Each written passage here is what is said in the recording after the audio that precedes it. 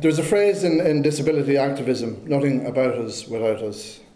And however, once we, as a group representing people with disabilities, put our voices up and to be heard, it appears that people just did not want to hear what we had to say. And from my point of view, and I'm a father of Connor, who happens to have Down syndrome, and to be quite honest with you, the days of putting people with special needs in the back room, out of sight, out of mind, are over. And that's a very strong message that we want to give to Simon Harris and Leah Varadkar, Inclusion Ireland, and all those other organisations that are ranged against us, saying that we should remain silent.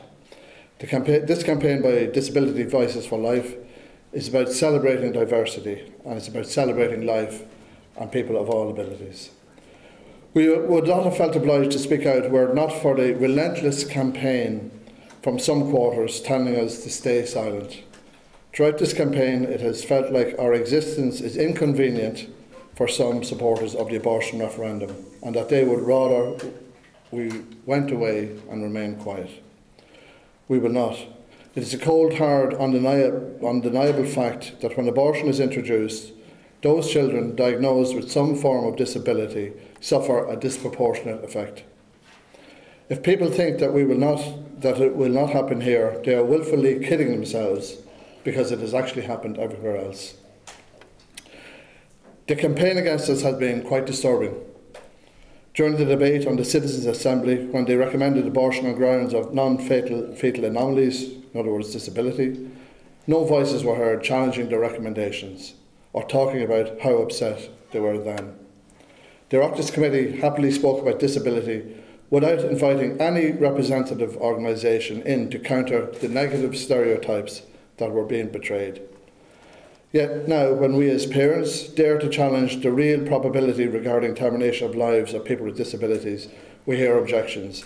Incredibly, those objections are to our right to put forward our views.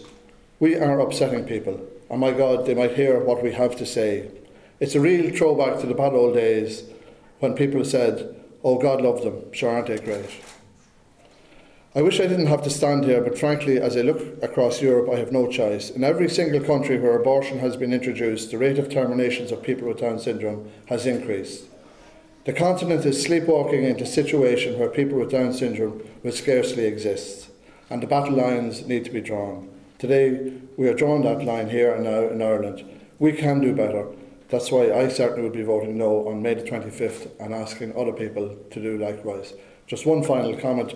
When I was coming up here, I got a phone call from a young girl in Roscommon, and she's about to celebrate her 18th birthday, and asked her if she had any one message to give to the press conference here today. She's Down syndrome, to the press conference here today and the people of Ireland. She said, she thought about it and she said, yes, she said, I wish everyone could celebrate a birthday. So I think that really sums up.